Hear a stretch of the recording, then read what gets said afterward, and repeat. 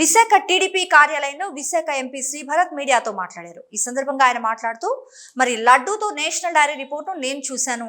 5 పరీక్షలు చేయిస్తే నెయ్యి కాదు, అంతకు మించి కొవ్వు పదార్థాలు ఉన్నట్లు తెలియ అన్నారు. వైసీపీ పాలనలో ఎప్పుడు స్వచ్ఛమైన నెయ్యి ఇచ్చే నంది సంస్థ ఎందుకు అడ్డుకున్నారు అని చాలా మంది మనోభావాలు దెబ్బతీసేలా ఉందంటూ పేర్కొన్నారు. మరి ఏం జరుగుతుందో ఏమో, నిజాల్ని వైసీపీ ప్రభుత్వంలో ఉన్న పెద్దలే సమాధానం చెప్పాలి.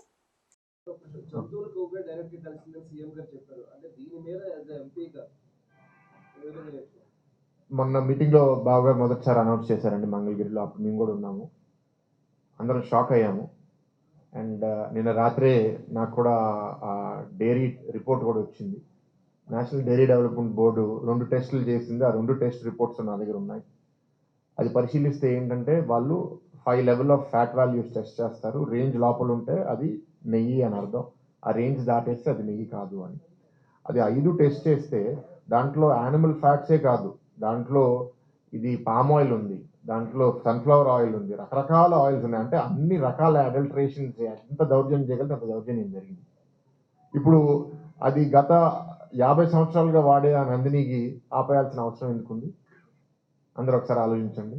ఇప్పుడు మామూలుగా నెయ్యి 1000 రూపాయలు కాస్ట్ అవుతే మీరు 300-400 రూపాయలకి కొంటే అది నెయ్యి అవుతుందా?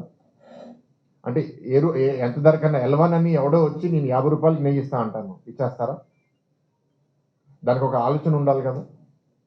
అండ్ ఇది not limited only to Andhra or Telangana, Telugu వాసులకే కాదండి. నేను ఒక ఎంపీగా ఇవాళ మొన్న 5 వారాలు 6 వారాలు పార్లమెంట్లో కొందరు కొత్త ఎంపీలతో పరిచయాలు అయితే వాళ్ళు నాకు చాలామంది మా బంధువులు వస్తున్నారు, తిరుపతిలో దర్శనం ఇప్పించండి నన్ను అడిగారు. ఇవాళ వాళ్ళందరూ నాకు మెసేజ్ చేస్తున్నారు, నిజమైనా? చాలామంది వెజిటేరియన్స్ వాళ్ళు నిద్రపోలేకపోతున్నారు. ఇది ఇంత గొప్ప టెంపుల్లోనే ఇట్లా జరిగింది అంటే ఎంత దౌర్భాగ్యమైన పరిపాలన ఉండిందో మనందరం ఒకసారి ఊహించగలుగుతాం. ఇవాళ ఈ స్టేట్మెంట్ ప్రభుత్వం చేసింది, దాని తర్వాత రిపోర్టులు కూడా వచ్చినాయి.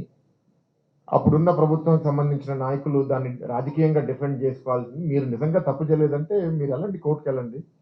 మీరు ఇప్పుడు విచారణ అన్నారు, తప్పకుండా కేంద్ర ప్రభుత్వం నాయకులు కూడా చాలా మంది మెల్లమెల్లగా అడుగుతున్నారు. కేంద్ర మంత్రులు కూడా దీని మీద సిబిఐ ఎంక్వైరీ జరగాలని అడుగుతున్నారు. మరి దానికి రాష్ట్ర ప్రభుత్వం కూడా దాని మీద ఆలోచించి ఏం చేయాలని చూస్తారు. బట్ చాలా దురదృష్టకరం ఇట్లా జరగడం అనేది. దీని మించి నేను ఒక వ్యక్తి మీదో లేకపోతే దాని వెనకాల ఆలోచన మీద నేను చేయను, కానీ ఇట్లాంటి వైఫల్యాలు చాలా ఉన్నాయి. ఇవాళ ఏంటంటే ప్రభుత్వం మారిన తర్వాత బయటకు వచ్చేసరికి ఇది మేము ఒకటే అనేది కాదు, దేశవ్యాప్తంగా అందరూ మాట్లాడుకుంటున్నారు.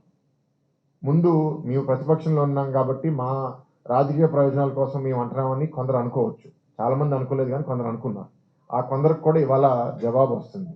ఇది రాజకీయ ప్రయోజనాల కోసం కాదు, వీళ్ళు చేసిన దౌర్జన్యం ఈ స్థాయిలో ఉంది అని అందరికీ అర్థమవుతుంది.